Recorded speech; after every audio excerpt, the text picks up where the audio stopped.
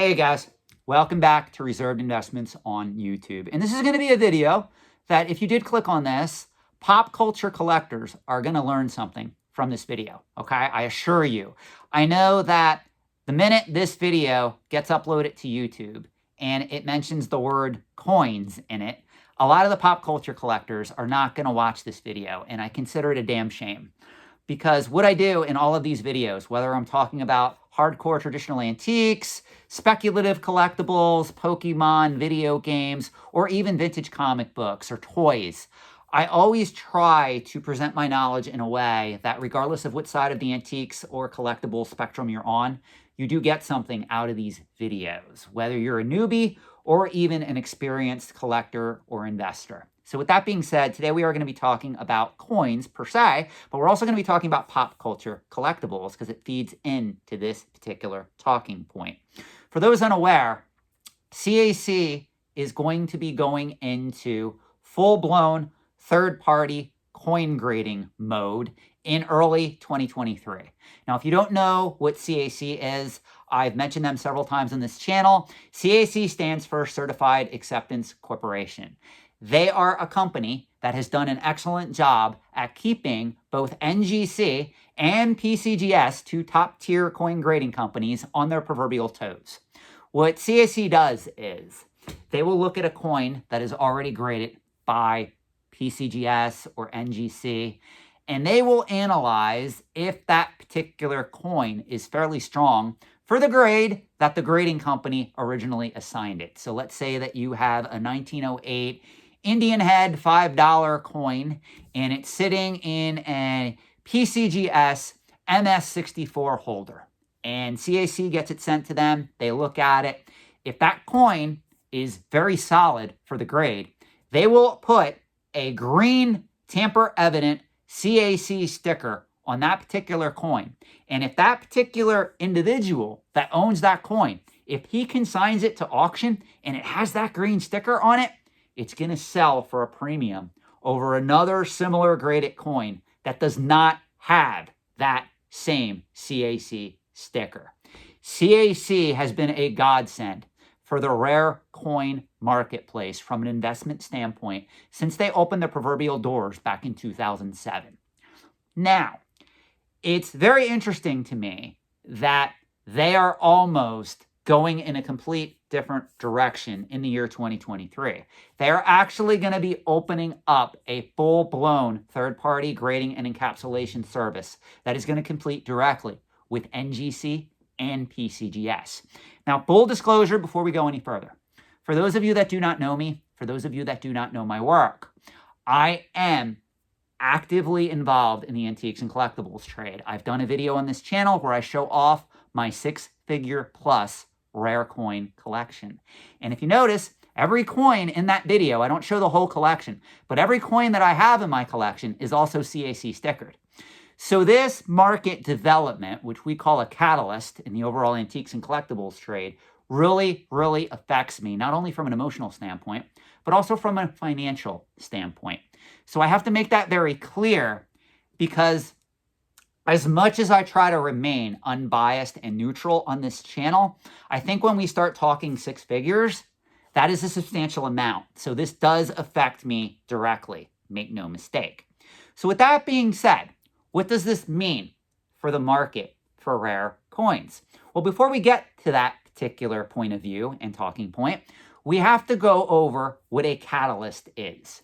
All is what a catalyst is, and for those of you that are not new to this particular YouTube channel, I do use this term a lot, especially in my earlier videos where I introduce you guys to the fundamentals of the antiques and collectibles trade. All a catalyst is, it is a change in a collecting market that pretty much changes the trajectory of that market for good or bad over the short term or over the long term. So let me give you some examples before we go any further about how we define a catalyst in the antiques and collectibles trade. If we look at the market for graded video games, Graded video games right now at present time, that market is pretty much crashing. I don't know how to sugarcoat it. If you don't believe me, log on to Heritage Auctions and look at the results of the latest video game signature auction that took place November 4th, November 5th of 2022. If you go through and you look at some of the finalized sale prices and you compare that to similar items that sold literally a year ago in that same market, you're going to see prices that are down 50, 60, 70, 80, 90% or more in some cases. That market is pretty much almost crashing today simply because literally a couple of years back, a grading company that I guess we can name at this particular point, Wada Games, came into that market and quote unquote allegedly manipulated the market to the point where a lot of high-profile investors and collectors that should have known better were getting taken advantage of by other individuals who knew to sell into the market when prices were at all-time highs. So Wada Games was a catalyst that affected the graded video game marketplace. Now, I'm going to let you have your own opinion as to whether or not Wada Games coming into this market was a positive catalyst or a negative catalyst. But here's another example, and this is more of a positive example. If we look at the market for vintage comic books, back in 2000, 2001, CGC, Comics Guarantee Corporation, first opened their doors, and they started grading and encapsulating vintage comic books for the very first time, meaning comic book collectors could send them a comic book, CGC would grade it, they would encapsulate it, and they would send it back. And CGC, at least to my knowledge, never got involved in the secondary market for comic books. They did the right thing. They remained impartial. They had high ethics. And as a result, that market slowly but surely caught on, and more people, more collectors, dealers, enthusiasts, speculators, started sending their books to CGC. Well, as years went on, people started buying only CGC-graded comic books. Then what happened? In the year 2007, 2008, Marvel Comics was acquired by Disney. And Disney had the money to bring all of our favorite Marvel characters to life. From Iron Man to Spider-Man to the X-Men to Blade or Werewolf by Night, whoever you like, Wolverine, Hulk. All these characters came to life on the silver screen and on the streaming service, which would come later, Disney+. That was another catalyst that propelled vintage comic books to new heights. So those two catalysts in itself affected the vintage comic book marketplace to the point today, in the year 2022, it's not uncommon to hear about a CGC-graded comic book selling for several $1 million on the open market. So those are examples of catalysts that can affect an overall collecting category. Now, this is not unlike what happens in finance, believe it or not, guys. If you look at the pandemic, going back to the pandemic, there were certain actions taken by world governments that changed the geopolitical and the economic global environment going forward. And what I mean by that, we're still feeling those effects to this day. If you look at certain supply shortages, inflation, other things that are affecting the overall industrialized world, that was due to what happened during the pandemic. Whether you agree with it or not, that is what led to where we are today on the geopolitical global financial stage. Okay? So that's also an example of a catalyst. Now, getting back to my discussion on CAC. I am really split on this decision, and I want to make this very clear. I have a lot of respect for John Albanese. Without giving a name away here, my mentor in the rare and classic coin marketplace knew John fairly well. I don't want to say his name. I'm not going to drop hints. But just the person that taught me rare coins had a lot of respect for John Albanese.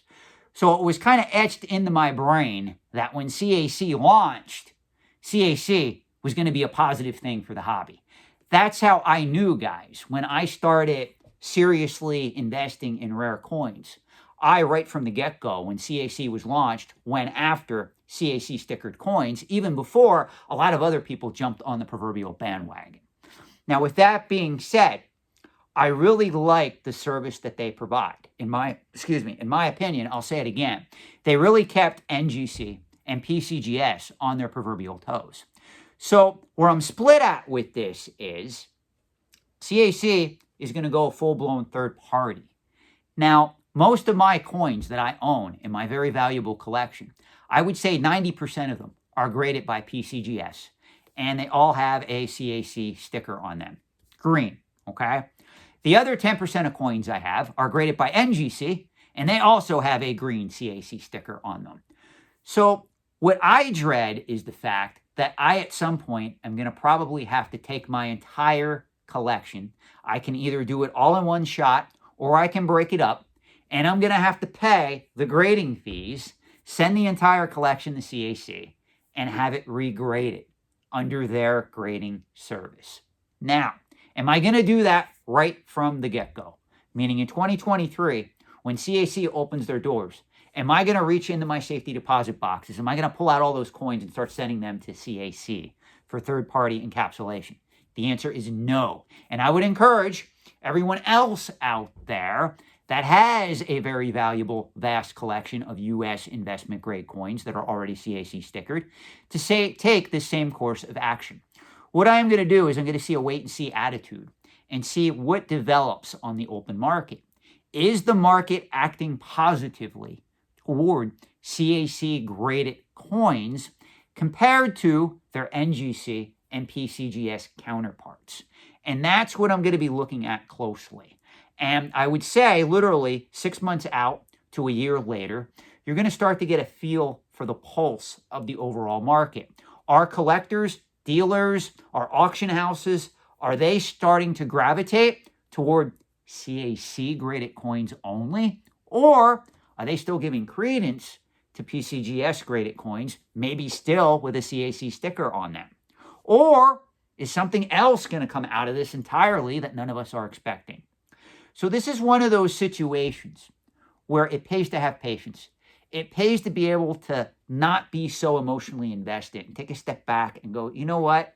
I know that my rare coin collection isn't going to go to zero. It's not going to end up like graded video games right now. Pun intended to all you guys that collected, invested in that market, and paid those premium prices. I would have never done what you guys did. And again, I'm sitting on 6 figures of a rare coin collection at present time. With that being said, though, there's going to come a time where you're going to have to make a decision if you're going to act. And I think, honestly, the answer is going to become quite clear, because if you start to see some of the big auction houses like Stacks and Bowers, Heritage Auctions, even coin dealers like some of these high-profile dealers, I don't want to name any because I just said about one of my mentors earlier in this video, so I'm not going to name any of the coin dealers out there that are really well known. I'm just going to say you are going to start to see if they have more CAC third-party graded coins in their inventory, and these coins are selling at a premium on the secondary market, meaning through Stacks and Bowers, through Heritage. That's going to be a sign that, okay, I got to bite the bullet. I'm going to have to pay the grading fees, and I'm going to have to get a lot of my coins regraded now by CAC. So this type of catalyst, unfortunately, is going to cost a lot of coin collectors, if it catches on, more money in their proverbial collections. And that's what I have a problem with. That's a hard pill to swallow. It's no different. Let me use this as an example. CGC made plans to announce that they're getting into toy grading, okay? Now, from the looks of things, they're going to start off grading Funko Pops. Well, I don't care about Funko Pops, full disclosure. Funko Pops are a very speculative market. But let's say that CGC decides now to start grading vintage action figures like Star Wars or G.I. Joe.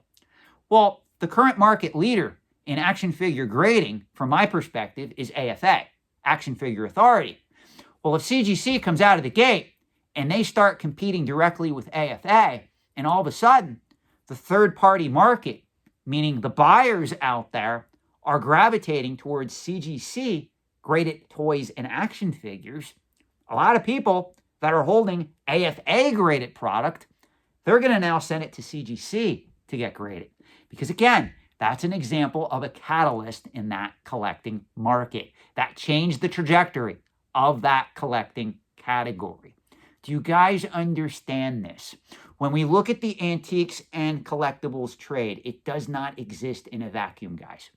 Those of you that are educated both in antiques and collectibles, along with business, finance, and economics, you have an advantage in this market. And complicating it even more, this is an unregulated market. So tying this back to the Wada Games fiasco, where that market's crashing right now, if you were educated in business, economics, and finance, and you also knew antiques and collectibles, you were not one of the Timmys, Kimmys, or Poindexters paying a premium for graded video games so that you could incur a loss when you go to resell those items on the secondary market. Do you see what I'm saying? None of these markets, guys, exist in a vacuum. I don't care if you collect rare coins, comic books, Pokemon cards, Magic the Gathering, whatever it is. Your collecting category does not exist in a vacuum. It is governed by supply and demand, basic economics, finance, what's happening in the overall geopolitical environment we find ourselves, the overall global economy. You know, I said this in another video. Some of you guys don't realize the reason certain collecting categories, not great at video games, that's a different subject entirely, but certain pop culture collecting categories right now are falling 10 to 20%. The reason that's happening is the Fed is raising rates. Well, if I can take $5,000 and I can get a guaranteed 5 or 6% return on my money, why the hell am I going to go to the collectibles market and take a risk on an item that doesn't pay me any cash dividend? There's no interest payment attached to it that I'm going to buy and I'm going to sit in a box. Now, does that mean I'm going to completely stop spending on antiques and collectibles? No, but it means I'm going to pull back my purchases over the next few months, potentially over the next few years, so that I can see what the Fed's ultimate plan is in the overall scheme of things.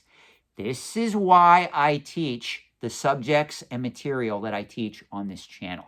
Please learn from this, and you will be a better speculator, collector, investor, whatever you consider yourself. Even if you come to me and you say, Sean, I have no interest in collectible finance, I just want to be a better collector. If you watch my videos, I can teach you how to be a better collector. Thanks for watching. Have a good night. Please let me know your thoughts in the comment section below.